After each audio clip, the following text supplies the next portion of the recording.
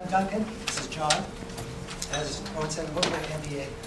For those of you who don't realize it already, MBA is a local company, pretty big company, about 800 people working in town, about another 2,500 out of town around the world, mostly the UK and the US. MBA got its start about 40 years ago building satellite ground stations. Now it's advanced to the point where it actually builds and operates its own satellites. There's a lot of other things. For example, Christian, who you would have seen this morning, actually worked for MDA for a time on the Canadian Air Traffic Control System. MDA as a large organization, it's very established. Also it's a large and established development process as well. And I don't know if any of you attended last year's conference, but there was a guy there named Mike Swigert who was from Lockheed Martin. He even talked about the challenges involved in getting large organizations, particularly Lockheed Martin, to adopt agile practices. And it was kind of spooky being in his talk because he would simply substituted MDA every time he said Lockheed Martin. He was basically telling our story. But I mean, when it comes to change, let's face it, some people are at the front of the bus, some people are at the back of the bus, some people are trying to avoid getting onto the bus. When it comes to Agile and MDA, John's been the guy driving the bus, and I've been along for the ride, and I've been trying to persuade other people to get on board. So I work in a part of MBA called Information Products. It's kind of a bit of an offshoot or from the traditional MBA. We build literally products for the market. So it's not for a group of 5 scientists that are off in a nice little room and you've got a target audience of 5. It's actually for big websites in the UK and so on. So we've had a bit more leeway in terms of what we were able to do to sort of get away from the traditional MBA process. I've talked about this before. If any of you came to MBA to hear me talk about this last year, what we're going to talk about today is actually sort of the next step that we took after the other projects we worked on. So the things we're going to talk about today are really about what we learned in the last project I've worked on now. So we've actually taken some of the Agile stuff just a little bit further, and we can talk to you about some of our pain points and some of the things that actually work very well. So one thing we want to say at the outset, this has been there's 2 of us standing up here talking. It's been a team effort to put this presentation together. Steve Brook, for example, is sitting right in front of me. He is one of the team leads on the project. His input was key. I would single out Andrew Eagles, who was the lead system engineer, provided a lot of the input in this presentation, as well as other team leads, other people contributed.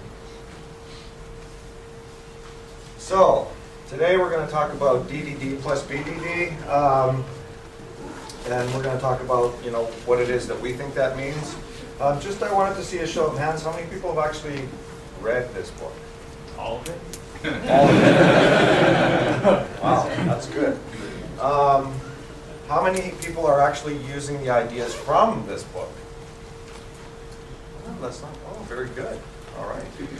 So I've got a relatively experienced audience. Would you consider yourself, show of hands, how many people think that you're experts? Okay. Beginners? Intermediate? Okay, good. So I think we're probably somewhere in between the beginner and intermediate. I think we made lots of had some pain points in here and learned a lot on the way. So that's excellent. So in terms of DDD, we mean behavior-driven development. And we're talking in particular about the way Dan North defines that on his website. You can go there and get the details on that, just so we're clear what's guiding us. And our disclaimer. So we didn't invent these things. We're just going to show you, or at least walk you through the things that we've been through. It's going to be entirely up to you whether you want to take that any further. We're just trying to basically raise the awareness about some of these concepts and how they work together. Sorry, I'm just going to backtrack one step. I forgot to say. I'm interested in knowing how many people here know behavior-driven development as defined by Dan North, or at least in some sense know what it is. How many people are actually trying to use it? How many people are happy they're using it? All right. So as Owen pointed out, he gave that tech talk. And here's the write-up he did after he put it on. So the reason why this presentation came about is because Steve went and attended the talk, and he came back and he said, it was pretty good, but he didn't really see people doing or talking about the kinds of things that we were doing.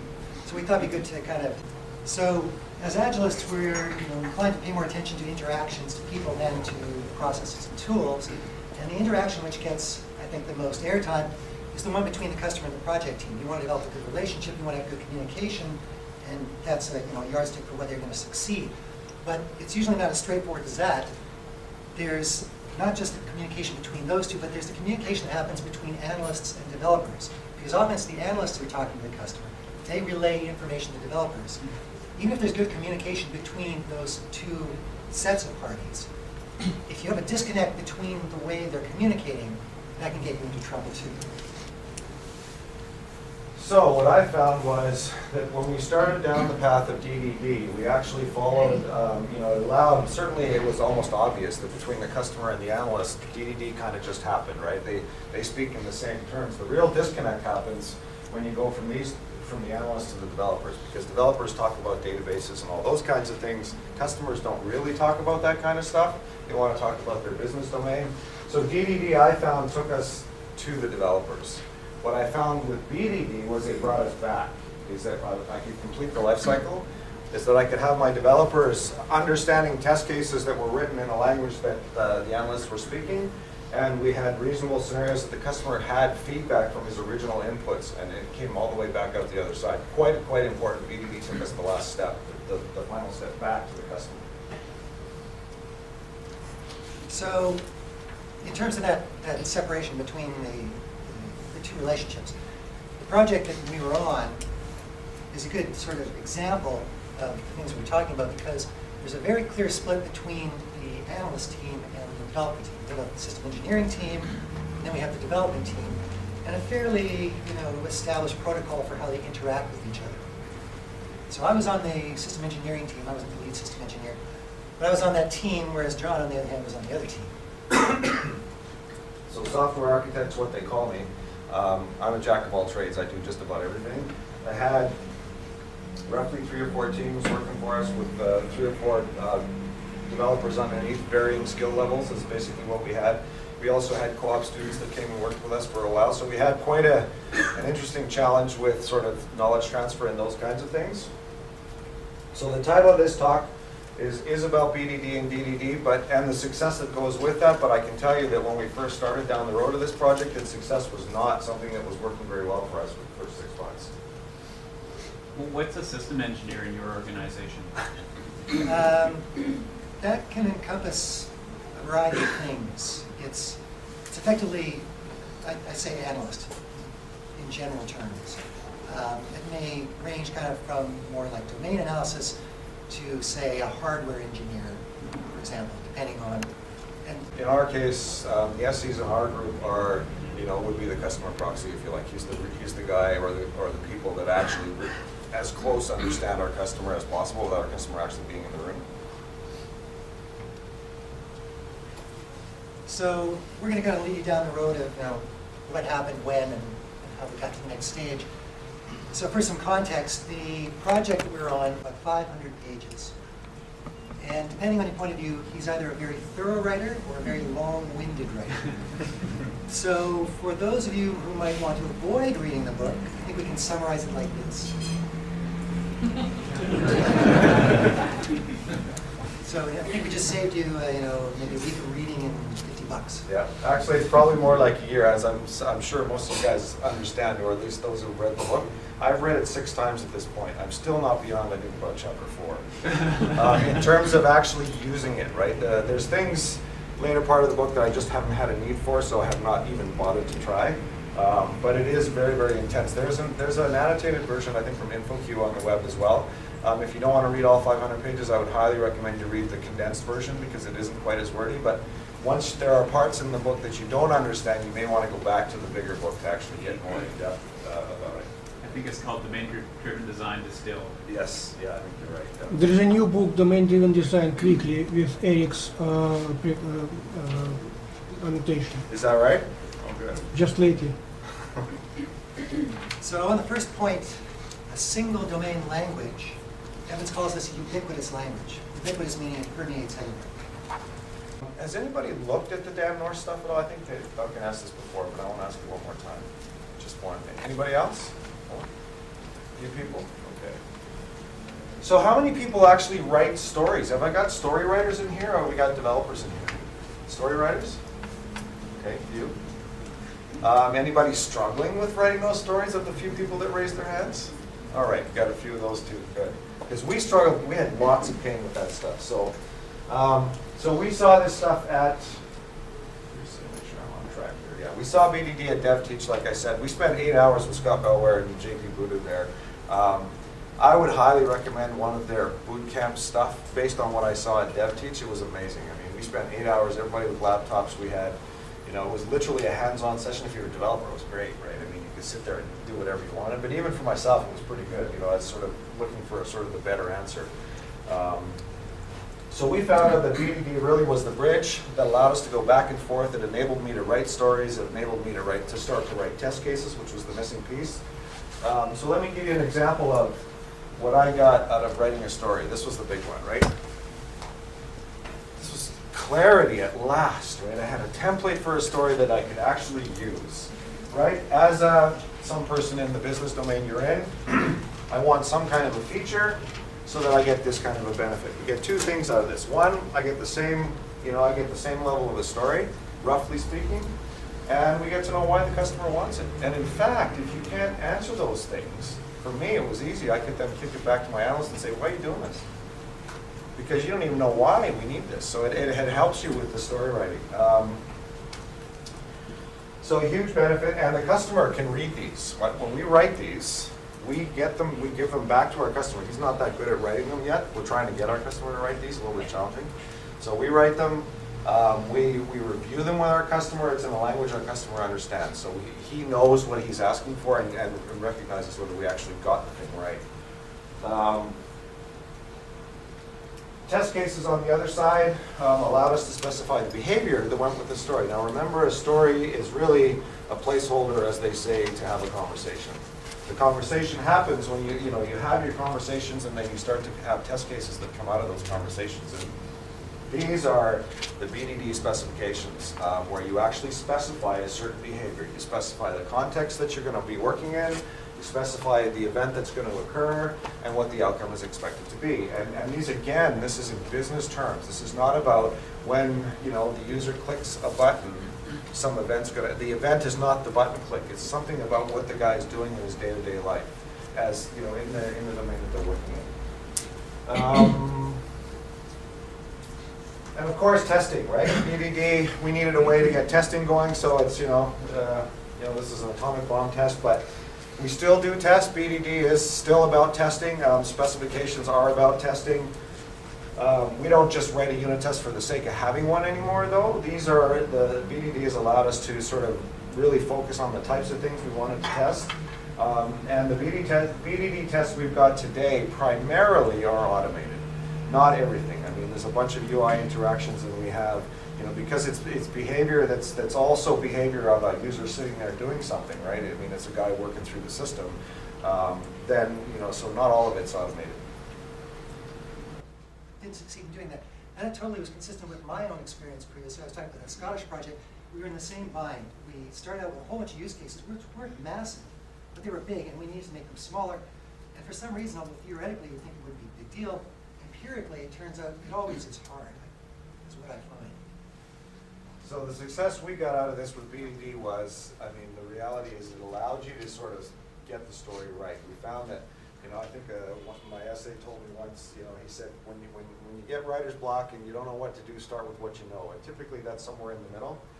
So, my philosophy on this is that you kind of start from the middle out. And the story lets you do that, because you start with a story and you can work back to a use case or an epic, or, you may find that you are an epic, and you can also work down from there. So BDD allowed us to get focused on a story and at least to some degree get it roughly in the right shape and size. And we were looking for size, so that you could fit these things into a sprint. Now, depending on how big your sprint was, whether it's a 1 week, 2 week, 4 week, you wanted to get them into smaller chunks.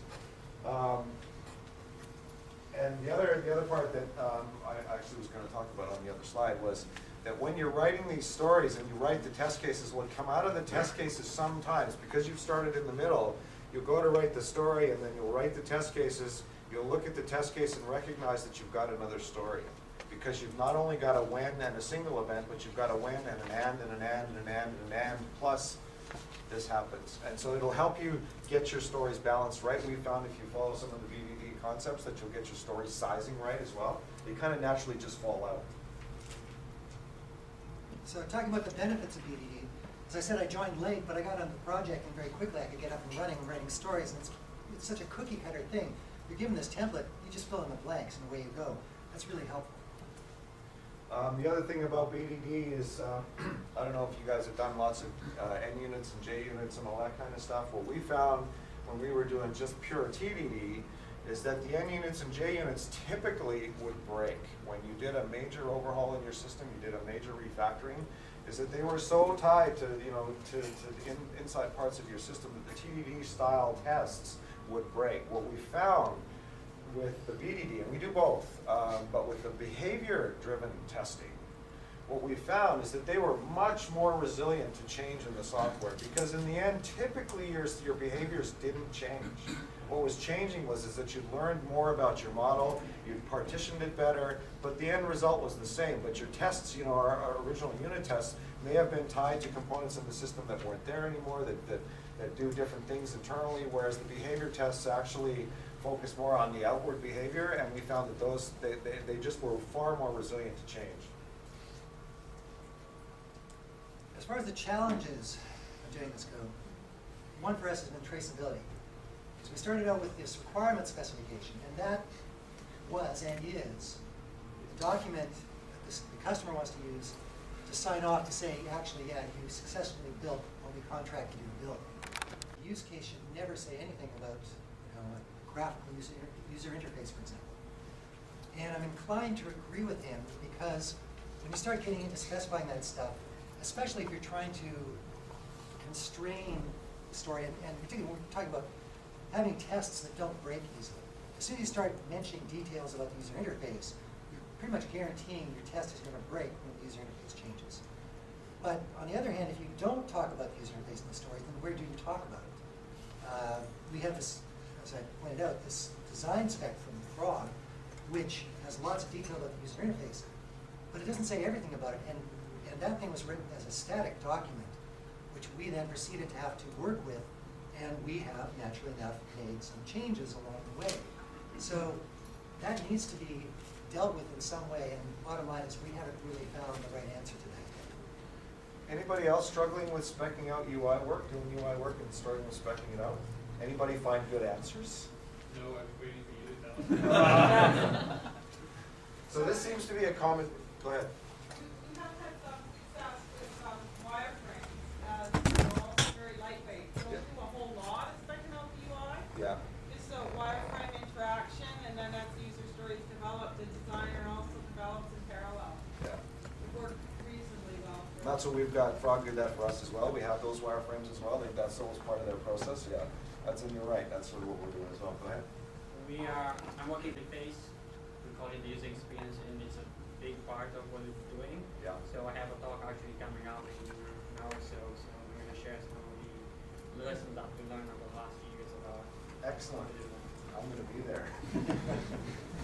So it was definitely a challenge for us. We have wireframes, and we have we did tend to try to write some stories around it. What we did find though was specifying the behavior of the user interface works reasonably well in the test cases, because you could say, given a certain context, you could start to describe the operation to a certain degree there. That kind of works, but any more you wanted to add to this? Yeah. Jumped in there. Okay, so testing.